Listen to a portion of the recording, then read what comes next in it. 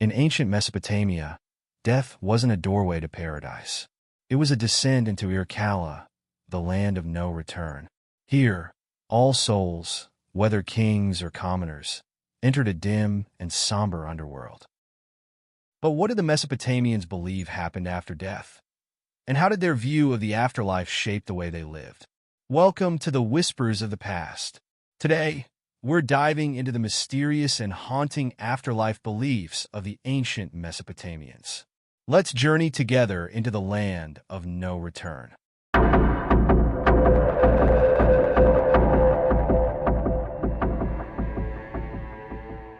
To the ancient Mesopotamians, death was a somber inevitability, not a gateway to joy or punishment. When a person died, their soul embarked on a one-way journey to Irkalla, the underworld, also called Kurnugi, or the land of no return. Imagine arriving at the gates of Irkalla.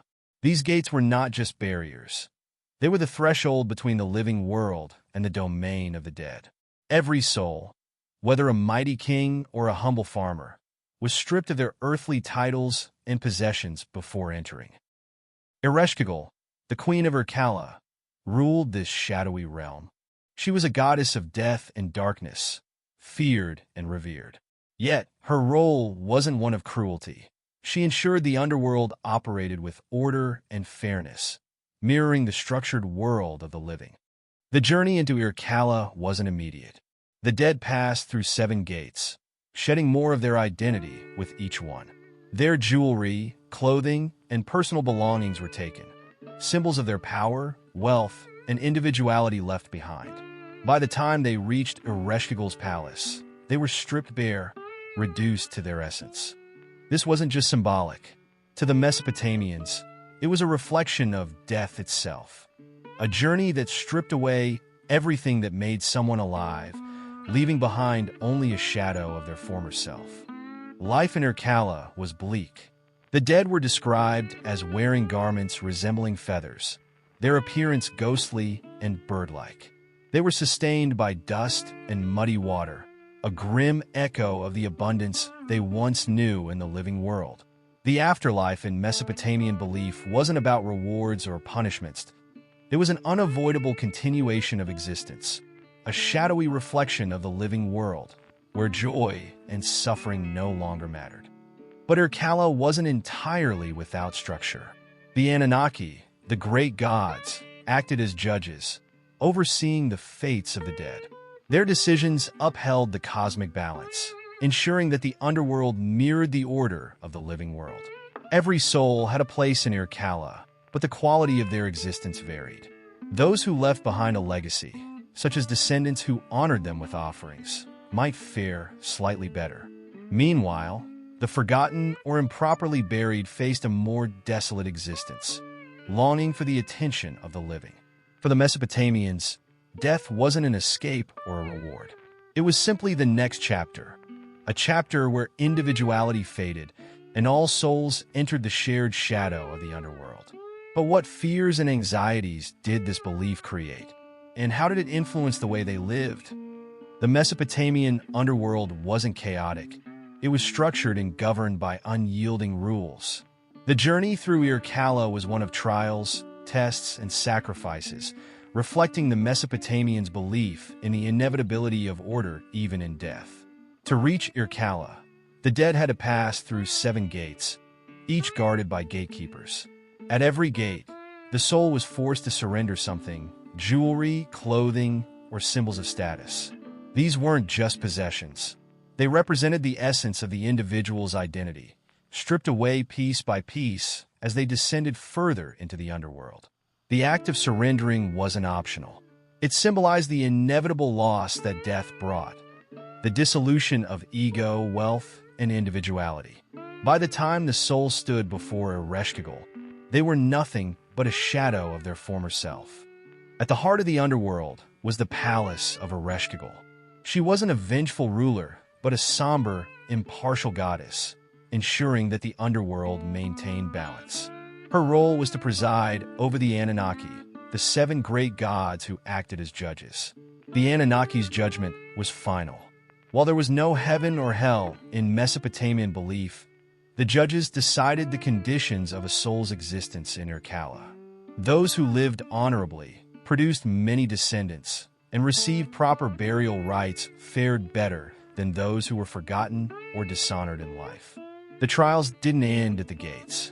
Within Irkalla, souls had to navigate challenges that mirrored their actions in life.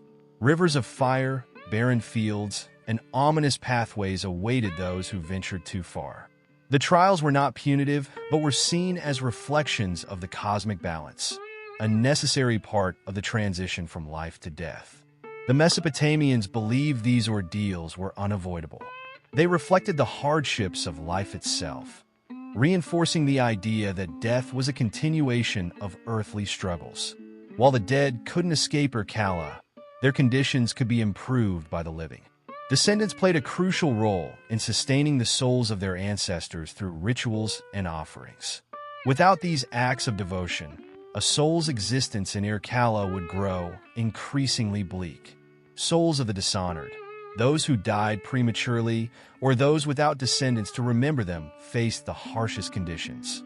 Their suffering in the underworld served as a warning to the living, a reminder to honor the dead and uphold the sacred rites. Stillborn children were one exception to the bleakness of Irkalla.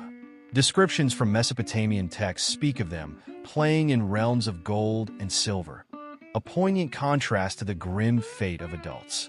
Perhaps this reflected a longing for justice, a hope that innocence was spared the burdens of the afterlife. In Irkalla, trials and ordeals were not meant to punish or reward. They were a reflection of life's struggles, a continuation of existence shaped by cosmic balance. The Mesopotamians saw the afterlife as inevitable, its trials a reminder of life's fleeting joys and enduring hardships. One of the greatest fears of the Mesopotamians was dying young or without heirs. In the Epic of Gilgamesh, Enkidu's spirit describes the grim fates of those who suffered untimely deaths. The shade of a warrior killed in battle might wander restlessly. A body burned in fire could never find its way to the underworld. Without proper burial rites, the dead risked being lost forever, a fate worse than the underworld itself. In ancient Mesopotamia, the journey into Irkalla didn't end at the gates. For the dead, survival in the underworld depended on the living. Through rituals, offerings, and prayers, the living maintained a sacred connection with the souls of their ancestors, ensuring they were not forgotten. Funeral rites were essential. The Mesopotamians believed that if a soul wasn't properly buried, it couldn't find peace in the afterlife. Improper burials left spirits to wander the edges of Irkalla, trapped and tormented, unable to cross into the underworld. Once buried, the dead still required nourishment. Food, water, and other offerings were left at their graves to sustain them in the underworld, where they survived on dust and muddy water. These gifts symbolized the continued bond between the living and the dead. These rituals weren't performed just once. Families returned regularly to honor their ancestors, leaving gifts and reciting prayers to ensure the spirits thrived. Neglecting this duty was unthinkable. It risked angering the dead, who could bring illness, misfortune, or haunt the living in retaliation. The Mesopotamians also believed in the power of words. Incantations and prayers were written on clay tablets and placed in tombs, invoking the protection of gods like Nergal, the Lord of Death, and pleading for the soul's safe passage through Irkalla. Among the most important ceremonies were annual rituals dedicated to the spirits of the dead. These public events brought communities together to collectively honor their ancestors, strengthening both familial ties and societal unity. For the Mesopotamians, these rituals weren't just obligations. They were acts of love. By nourishing their ancestors, they believed they were ensuring harmony between the realms of the living and the dead. Through these connections, the dead lived on, shaping the fate of their descendants for generations. The rituals of the living were more than gestures. They were lifelines, bridging two worlds. To the Mesopotamians, the dead weren't truly gone.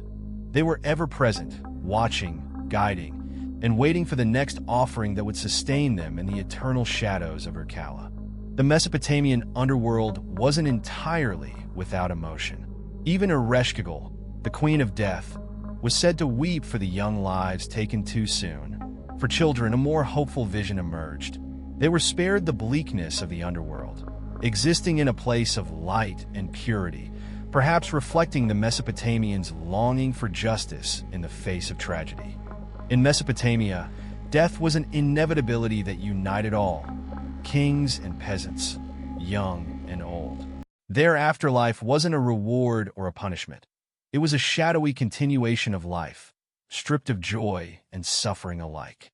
As we reflect on the Mesopotamian journey into Irkalla, one question remains. Did their somber view of the afterlife urge them to live more fully? Let us know your thoughts in the comments below.